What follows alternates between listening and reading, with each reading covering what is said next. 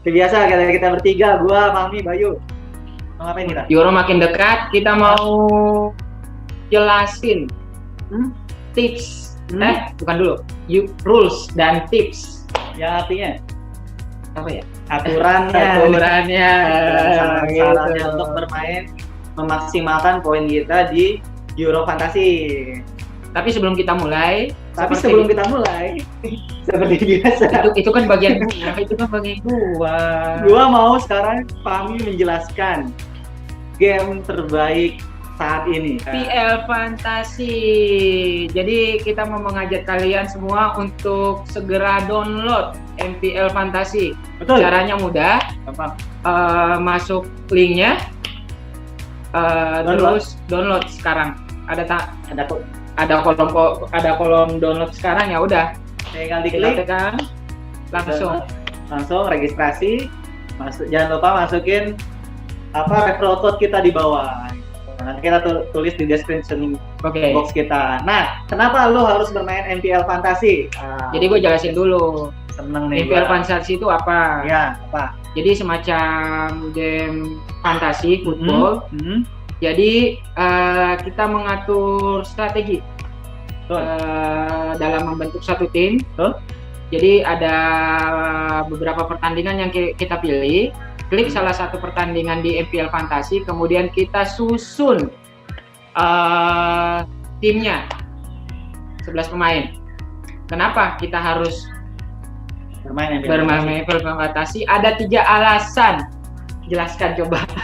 Udah bosen pada dengerin gua 3 alasan. Kenapa? tapi- Yang pertama, karena di MPL Fantasi ini itu nggak cuma dari Liga Inggris, tapi dari banyak liga besar di seluruh dunia, termasuk liga yang kompetisi yang akan datang nih, Euro 2020. Jadi di MPL Fantasi ini ada pertandingan-pertandingan di Euro 2020. Keuntungannya apa untuk kita mainkan MPL Fantasi? Jadi kalian tidak hanya sekedar menyusun tim, tapi setelah menyusun tim, setelah menyelesaikan pertandingan, ada yang namanya hadiah. Hadiahnya berupa apa? Itu berlian kemenangan. Berlian kemenangan itu bisa kita cairkan, feeling aja dan bisa dikonversikan. Iya. Nah, untuk alasan yang kedua, nyambung. Jadi berlian kemenangan itu akan kita dapatkan sesaat setelah pertandingan selesai. Nggak perlu nungguin satu musim selesai ataupun Liga Eropanya Euro 2020-nya selesai dulu. Tapi sesaat setelah pertandingan, kelar dapat berlian kemenangan. Nah, berlian kemenangan ini bernilai satu berlian kemenangan sama dengan Rp200. Untuk mendapatkan berlian kemenangan lebih banyak, caranya gimana? Kalian pilih pertandingan yang kategori Mega Big Trophy. Betul. Berlian kemenangan banyak. Itu ada ribuan berlian kemenangan yang bisa kalian menangkan. Nah, untuk alasan yang ketiga, ini gua aja. Ya. Alasan ketiga itu nonton bolanya jauh lebih seru. Kenapa? Karena pemain yang lu pilih berdasarkan memang yang sudah lu susun dan lu tonton gitu. Jadi lebih enak nontonnya gitu. Lebih seru nontonnya. Lebih seru. Nah, cuma kita mendukung salah satu tim saja, tapi kita mendukung dua pemain-pemain yang berasal dari dua tim tersebut. Gitu. Oke. Jadi kita langsung masuk ke inti dari video ini. Oke, gimana, Bay? Rules-nya. Rules apa sih yang lu mau jelasin? Ya, karena layaknya sebuah game fantasi, kunci pertama yaitu membaca rules dulu. Tapi kan banyak yang belum paham gimana sih cara mainnya, gimana sih peraturannya dalam Euro Fantasi ini gitu. Kita download Euro Fantasi di ini ya, ada di App Store juga ada ya kalau Euro Fantasi ya. Di web pun juga bisa kan. Nah, apa sih yang berbeda? Kan kita kan sering ngebahas FPL dan Euro Fantasi ini ya. Kalau Euro Fantasi ini hampir mirip dengan Champions League Fantasi, ya kan? Champions League Fantasi. Tapi ada bedanya. Kalau di Champions League Fantasi, dia ada di point scoring-nya tuh ada ball recovery, itu masuk penilaian pemainnya. Tapi kalau Euro Fantasy nggak ada, itu sih yang berbeda. Tapi kalau untuk format gamenya itu seperti Champions League Fantasy gitu. Nah, gimana sih cara mainnya? Yang pasti pertama kalian bikin dulu nama tim dan daftar dulu kan, udah sign in, terus habis itu bikin daftar tim. Setelah itu kita harus memilih 15 pemain untuk tim kita yang terdiri dari 2 kiper, 5 defender, 5 midfielder, dan 3 forward. Kita dikasih modal nih. Dengan budget? Kita dikasih modal dengan budget 100 juta euro. Ya. Tuh. Mirip lah sama FPL ya. Ya, mirip dengan FPL. Cuma tambahan untuk yang budget ini, kan kita tahu sendiri kalau di Euro itu sistemnya ini ya, group stage, terus ke sistem gugur. Nah, nanti di 16 besar di sistem gugur itu kita akan mendapatkan 5 juta euro tambahan budget. Jadi istilahnya match day pertama ada 100 juta, nanti masuk ke perempat final itu akan menjadi 105 juta budgetnya. Iya. Dan secara total di Euro Fantasy ini hanya ada 7 match day. Kalau FPL kan kita biasanya sebutnya game week ya, ada 38 game week. Kalau di Euro Fantasy ini hanya ada 7 match day. Gitu. Lanjutin lagi. Nah, dalam memilih pemain ini kita ada maksimal nih pemain dalam satu negara. Oh iya. Kalau di saat group stage itu 3, di masuk 16 besar 4, quarter final 5, semifinal 6, final 8. Gitu, itu batas maksimalnya.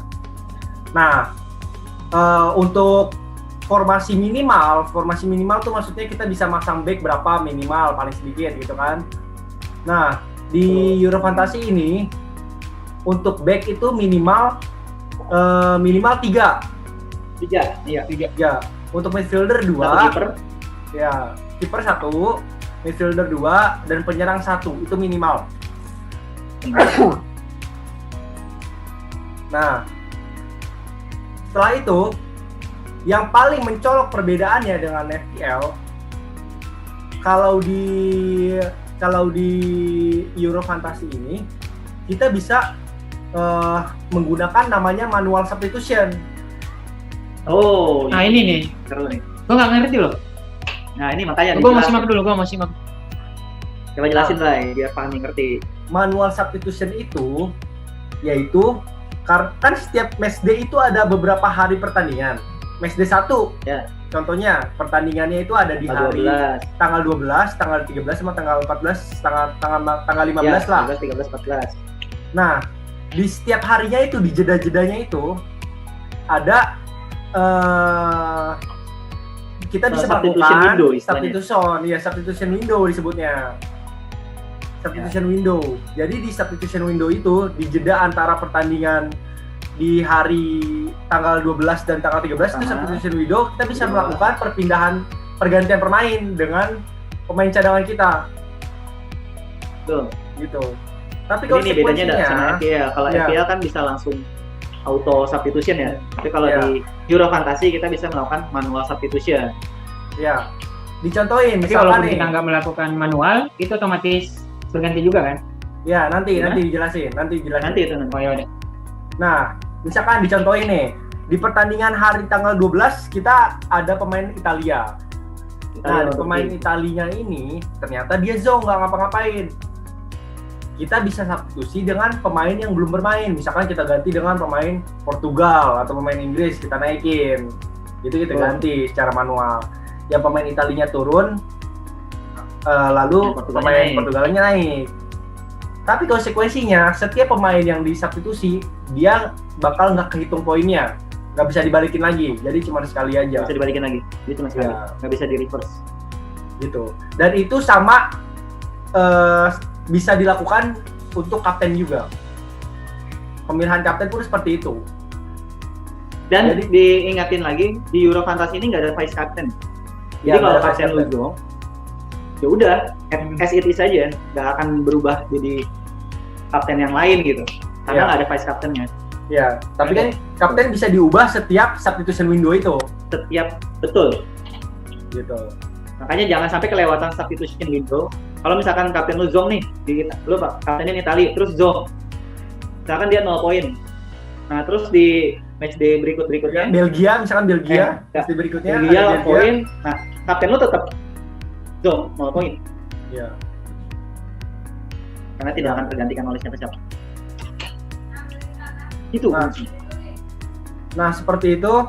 Setelah itu ada lagi tapi poinnya. Misalkan kita tidak melakukan manual substitution, maka yang terjadi yaitu automatic substitution.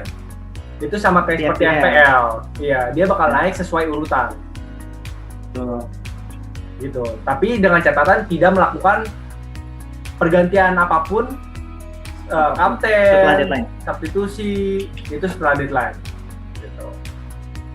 Oke. Hati-hati kalau misalkan lu sudah melakukan manual substitution 1 aja atau ganti kapten aja. Auto substitutionnya udah hangus, nggak akan auto sekali. Ataupun lu ngerubah urutan bench ya, 1, 2, 3 benchnya terus lu tuker dari 3 ke 1 gitu. Itu udah termasuk manual substitution dan kapten lu harus lu tentukan secara manual juga. Gitu. Nah, setelah itu sekarang pertanyaannya gimana sih kalau kita pengen melakukan transfer pemain? Nah, di bedanya untuk Euro Fantasy ini, dia setiap fase berbeda-beda. Di awal-awal kita dapat unlimited. Di awal sebelum match day 1 nih kita dapat unlimited, kita bebas. Lalu selama group stage itu 2 per match day. 2 transfer per match day. Untuk lalu setelah group stage kan nanti kan masuk ke 16 besar. Itu dapat lagi unlimited lagi. Setelah masuk ke quarter final 3, semifinal 5, lalu final 5 gitu. Jadi sistemnya transfernya juga bisa ditabung hanya 1. Iya. Jadi kalau di FPL kan kita bisa nabung sampai 2 transfer kan. Iya. Kalau ini hanya 1. Kalau pengen lakukan transfer haram, yaitu transfer yang di luar tadi yang dibolehkan, itu kepotong poin kita menjadi -4. Poin ya, bukannya duit, poin tapi. Oke.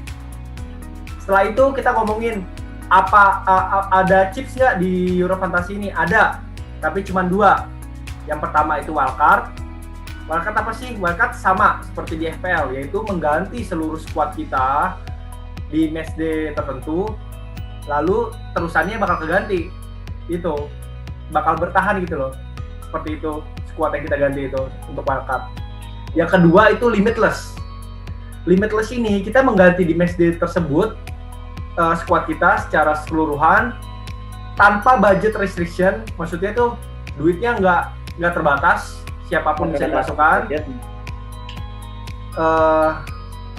Tapi untuk match day selanjutnya bakal kembali seperti squad kita sebelumnya menggunakan limitless ini. Belum limitless ya. Gitu. Jadi hanya berlaku untuk satu match day dengan kondisi budget lu tidak terbatas, transfer lu tidak terbatas, tapi hanya untuk match day itu aja. Ya, berarti semua pemain premium biasa gua ambil, Eriksen, Cristiano Ronaldo, KDB, siapa lagi mau lu ambil? Semua. 12 juta semua diambil, nggak apa-apa, bisa. Gitu ya, bisa ya. Itu limitless. Oke, spesial. Selanjutnya deadline. Kalau untuk di FPL kan sekarang deadline 90 menit sebelum kick off ya. Kalau untuk Euro Fantasy ini dia deadline-nya itu pas kick off. Kick off pertandingan mulai itu deadline-nya. Setiap match day ya. Oke. Selanjutnya itu nah, bagaimana sih penilaiannya pemain tersebut? Poin-poinnya. Ya, point scoring. Nah, ini bisa dibaca sendiri ya di tabelnya. Banyak lah.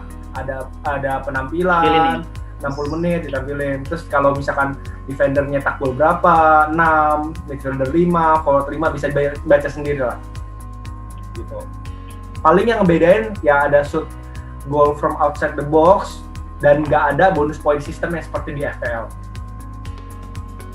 Oh iya, nggak ada bonus point ya? Iya. Terus ada winning penalty.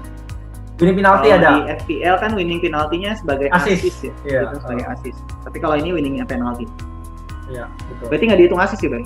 Nggak dihitung assist, cuma winning penalti aja. Karena memang tidak ada poin untuk assist. Ya, tapi Ada kelebihannya, 3 poin. kalau misalkan di FPL kan dia yang dijegal, dia yang nendang juga cuma dapat poin gol. Tapi kalau yang dia jegal, terus dia nendang nyetak gol, bisa double poinnya, winning penalti Dapat sama double poin ya. Gitu. Sama gol. Oke. Sip. Selanjutnya, Selanjutnya ya segitu aja sih untuk tata Rules ya? caranya, rulesnya nanti kalau lengkapnya bisa dibaca di website sendiri atau di aplikasinya. Kita cuman atau kalau gambarin bingung aja. tanya-tanya di kita juga boleh. Tanya-tanya di bawah juga nggak apa-apa, kita coba jawab di media medsos kita. ya, kita coba jawab. Silakan aja. Nah, kita nggak cuekin. Nggak kayak lu dicuekin sama yang bola. Nah, itu kan rulesnya. Tadi kan lu janji bilang Fahmi janji mau bahas rulesnya dan tipsnya. Yoi. Coba nih tipsnya apa aja? Emang gue yang janji? Oh enggak ya? Yang mau jelasin itu master kita. Master Bay. Bye. Yoi, Master Bay. Untuk tips yang pertama yaitu selalu cari info league line up pertandingan pertama tiap match day. Mencari info ya. Iya. Pertama tiap match day. Oke. Karena deadline yang berbeda dengan FPL, yaitu dia setiap deadline match day untuk transfer harusnya udah keluar dulu formasi line up pemain siapa aja yang diturunkan untuk pertandingan paling awal di setiap match day. Jadi kita bisa melakukan transfer pemain lebih prediktif gitu loh, lebih nggak sia-sia. Contohnya besok pertandingan pertama kan Italia Turki.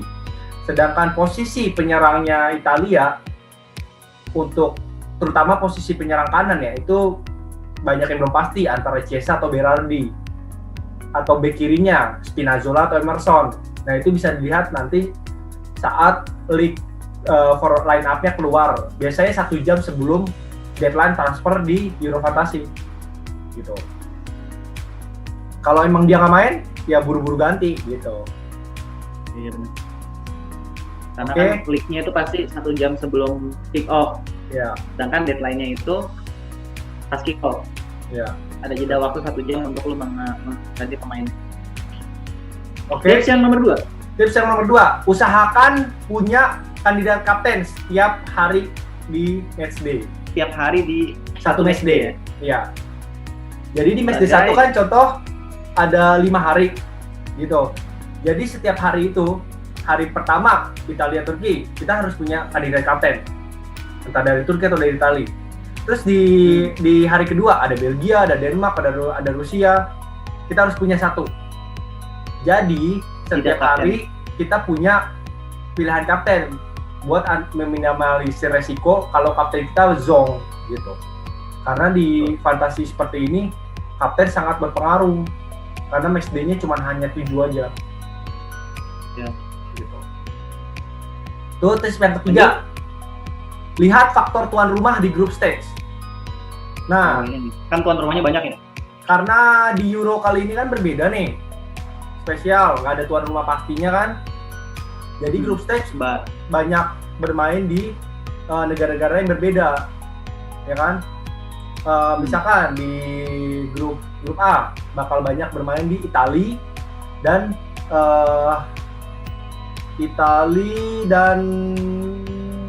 mana ya? Lupa gua. Di grup A itu Italia sama siapa gitu, lupa. Pokoknya nanti dicek lah. Pokoknya banyak di Italia. Grup B itu banyak di Rusia. Grup C banyak di London dan di Scotland, grup D di Belanda gitu. Nanti bisa dicek sendiri. Itu jangan lupakan faktor itu, apalagi penontonnya sekarang udah masuk walaupun nggak full kan. Ya. Itu penting. Karena bisa dilihat dari faktor stamina juga, terus juga kepedean, ada fans yang ngedukung, itu bisa dilihat. Oke. Tips selanjutnya, selalu fokus jangka pendek. Jangan jangka panjang. Jangka pendek ya? Iya. Mindsetnya jangka pendek. Iya, berbeda dengan FPL ini, kita bisa melihat jangka panjang. Misalkan 2-5 pertandingan lah kita akan transfer pemain. Kalau di Fantasi Euro ini kita fokus 1 sampai 2 matchday aja untuk melakukan transfer dan memilih pemain gitu. Karena kenapa? Karena setiap matchday itu kan sedikit matchday-nya. Terus juga setiap matchday itu banyak berubah-berubah gitu loh. Lawannya pun berubahnya drastis kayak gitu. Terus di group stage juga drastis, apalagi misalkan udah menentukan posisinya udah peringkat pertama itu bisa berubah. Jadi benar-benar dituntut untuk adaptif. Gitu. Terus yang kelima, ini yang penting sih. Berbeda dengan FPL, kalau di Euro Fantasy ini kita harus nentuin kapan memakai chips di awal sebelum Euro Fantasy ini mulai. Kalau di FPL kan belum bergulir ya. Kita adaptasi dong dengan jadwal nanti. Ya. Jadwal dan pemain. Tapi kalau di Euro Fantasy ini kita harus tahu kapan memakai chips di awal. Nah, isunya maksudnya di awal itu sebelum matchday 1 gitu kan? Sebelum matchday 1, benar. Benar-benar di awal. Nentuin. Yang paling terkenal biasanya orang menggunakan semua chip di group stage. Jadi di matchday 1 kan unlimited nih. Matchday 2 dia menggunakan limitless chip. Di matchday 3 dia menggunakan wildcard. Nah, itu bagus karena bisa mengeboost ranking langsung tinggi gitu lah. Tapi ada risikonya yaitu saat setelah group stage dan kita milih pemain itu salah di 16 besar, itu di 8 besar sangat keteteran. Karena kita bisa transfer cuman 3 doang. Sedangkan tim yang dikurangin itu dari 16 menjadi 8. Itu sangat susah gitu. Itu resikonya. Nah, ada lagi opsi yang kedua, yaitu menggunakan chip limitless di group stage, lalu chip wildcard di penyisihan 8 besar berarti. Di 8 besar. Nah, kalau gue pribadi gue bakal menggunakan strategi yang kedua gitu. Karena lebih safe ya. Ya. Lebih aman karena lu punya jatah transfer yang cukup. Ya. Nah, sekarang pertanyaannya, matchday kapan sih gue harus pakai limitless kan? Gue mau share sedikit pemikiran gue. Ya bisa salah bisa enggak, bisa diterapin atau enggak, tapi cuman pengen share aja. Gue kemarin coba bikin perhitungan sendiri. Ini FDR yang udah gue bikin sendiri. Ini FDR ini berdasarkan gue pribadi, objektif. Jadi gue ngelihat dari lawannya, strateginya, terus juga tuan rumahnya siapa, seperti itulah, kekuatannya seperti apa, mentalnya seperti apa gitu. Gue lihatnya seperti itu, dan ini objektif dari gue. Ini gue bikin yang hijau itu tandanya mudah, makin merah dia makin susah, makin hijau makin bagus. Nah di sini gue udah bikin tiap grup, jadi gue bisa ngelihat di mana ada yang ada hijau kereng di satu matchday atau ada 2 hijau muda. Itu pilihan gue, karena gue pengen nentuin tulang punggungnya tim gue. Nah di sini gue dapet ada Italia, Kroasia, Inggris, Belgia, Denmark, Spanyol, Netherlands, Prancis, Jerman, dan Portugal. Karena mereka ada hijau kereng di Hungaria. Nah di sini gue ambil negara tersebut, lalu gue bikin fixturnya dari matchday 1 sampai matchday 3. Gue sejajarin, dan di sini gue lihat di matchday 3 itu banyak hijaunya. Dan ini menurut gue saat yang tepat untuk menggunakan limitless. Karena gue bisa ngambil banyak premium dan bisa mengantisipasi rotasi. Tim-tim mana yang bakal dirotasi gitu kan. Jadi gue bakal melakukan transfer untuk di awal ini. Gue lihat di matchday 1 dan matchday 2-nya yang jadwalnya bagus. Dan itu gue dapat Italia, Denmark, Spanyol, dan Portugal. Gitu. Itu strategi gue pribadi. Nah, udah gitu aja. Jadi dari situ bisa dilihat kalau lu akan melakukan wildcard di limitless di matchday 3 dan wildcard di saat menjelang perempat final ya, Bang? Iya, betul. Oke. Ada yang mau tanya nggak? Ntar gue kalau misalkan nanya di kolom komentar aja. Kayak bingung gitu. Ini sesuatu hal yang baru gitu. Ya karena emang kayak Euro Fantasy ini sedikit banyak berbeda lah sama FPL yang biasa kita mainkan ya. Oke. Cukup kali ya? Cukup. Jadi untuk bacoters yang masih bingung, silahkan komen di kolom komentar YouTube kita, Instagram kita, atau Twitter kita. Atau kalau misalkan mau yang agak lebih privasi, bisa lah di grup WhatsApp. Kan ada nomornya Bayu di situ. Ya, teleponin aja. Ya, diteror aja. Jangan. Jadi kita memang ada grup WhatsApp buat para bacoters. Jadi kalau misalkan memang ada yang mau ditanyain, nanti kita akan buka grupnya. Ini kan ya selama ini kan kita tutup dulu. Jadi nanti mungkin di setiap weekend atau menjelang match day kita bakal buka lagi. Jadi kalau ada misalkan yang mau ditanyain, boleh ditanya di grup gitu. Oke, cukup. Sampai jumpa di video berikutnya. Jadi kita akan menjelaskan tentang draft kita. Tunggu ya. Sampai jumpa di video berikutnya.